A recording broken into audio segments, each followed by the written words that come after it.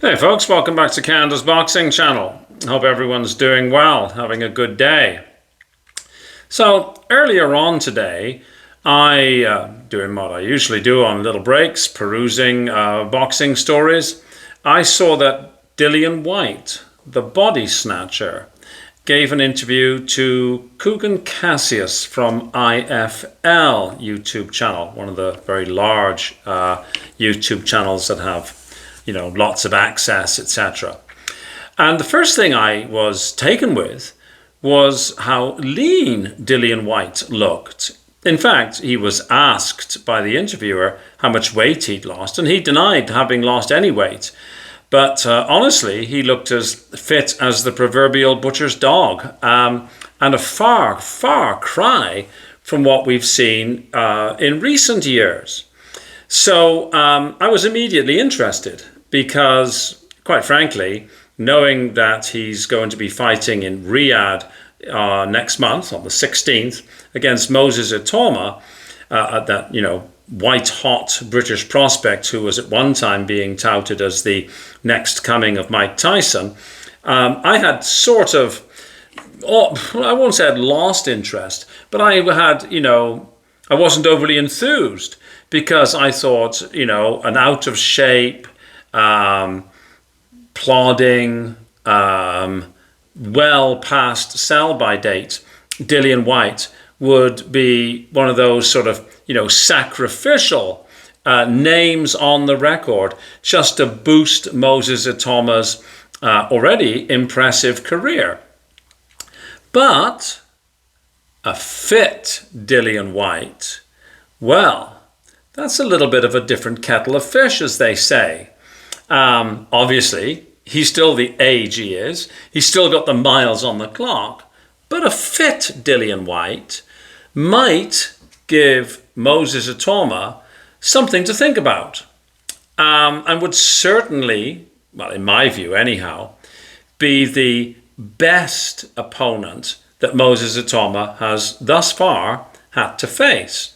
I suppose one would say that prior Dempsey McKean would be the best opponent Moses has faced, based on the fact that he went almost the entire distance with Filip Hrgovic.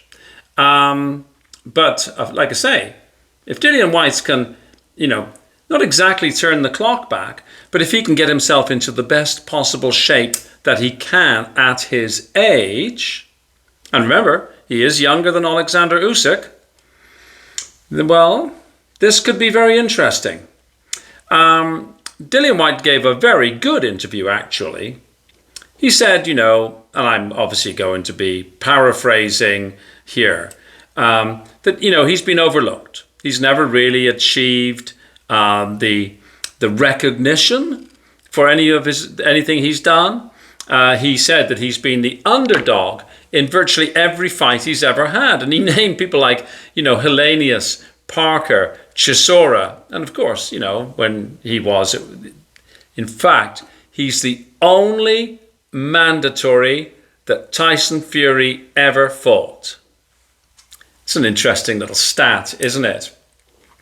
When he was asked, and he was asked some fairly pointed questions by Kugan Cassius. They clearly know each other well, and Kugan was sort of, putting it to him.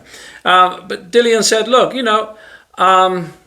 he thinks very highly of Moses. He said he's young, he's strong, he's fast, he's full of spunk, as they say. But he said, with respect to himself, he said, look, I've got power in both hands. I can box. I can fight. He was asked, are you just doing this for the money? which is, I always find amusing, because prize fighting is the business, right? No, I'm not doing it for money. I'm doing it for other reasons. No, of course, money is very important. But Dillian Whyte said he took the fights without even knowing what the purse was. He said he was offered 3 fights. Joseph Parker, who he beat.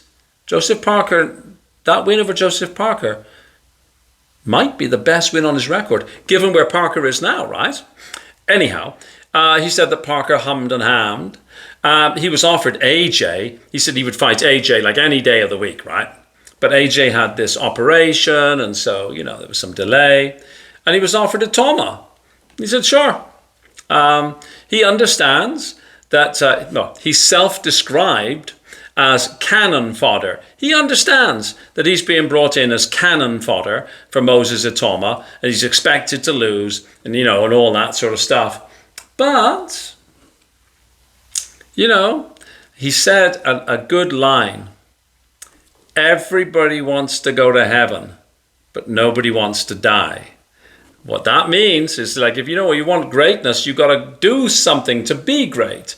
And he said that about himself. He said, like, hey, I was told that I'd be dead by a certain age, that I'd be in prison. Here I am. If you don't challenge yourself, you don't reach for the stars, right? So it was a good interview.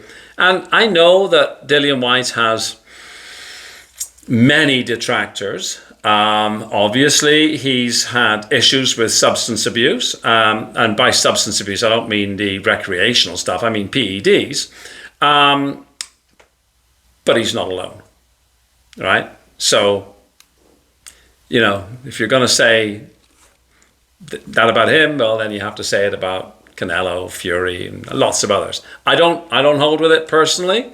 I'm one of those you're caught, you're banned kind of people, but that's not the rules that appears to be, in place. Dillian Whyte's record, 31-3, it's worth remembering that the only time that he's lost was to Tyson Fury, Anthony Joshua, and Alexander Povetkin. Povetkin was, of course, juicing. Well, maybe Dillian was at the time anyhow. But he's lost to two for sure, of the top names of their generation. And the loss to Povetkin is now, what would you say? Suspect, maybe? So, if, and it's a big if, he's fit and not just thin, could he give Moses something to think about?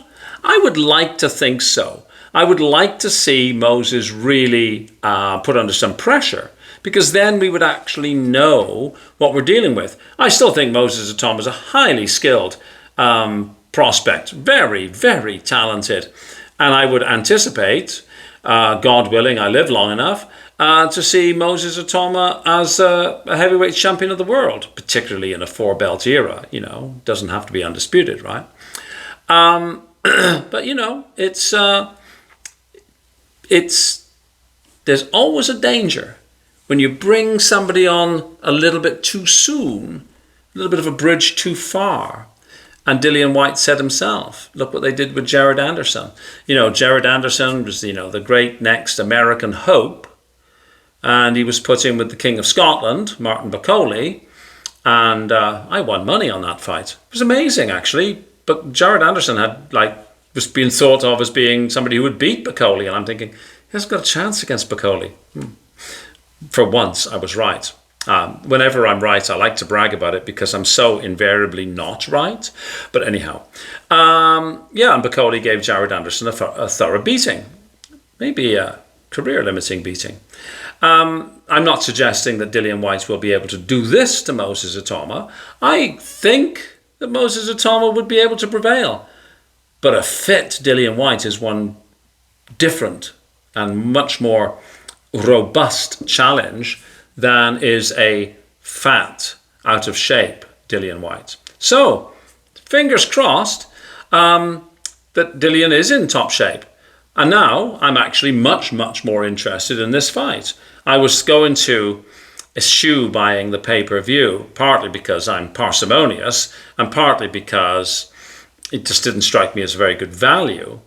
But if Dillian Whyte's fit, well, I suppose I could be squeezed out of another $50. We shall have to see. There's many a slip between the cup and the lip. I have to look at the budgetary constraints that are in place next month. Anyways, thanks for watching. Please let me know what your thoughts are. And if you are able to, could you possibly subscribe? That would be awesome. Thank you so much. See you on the next video. Bye-bye.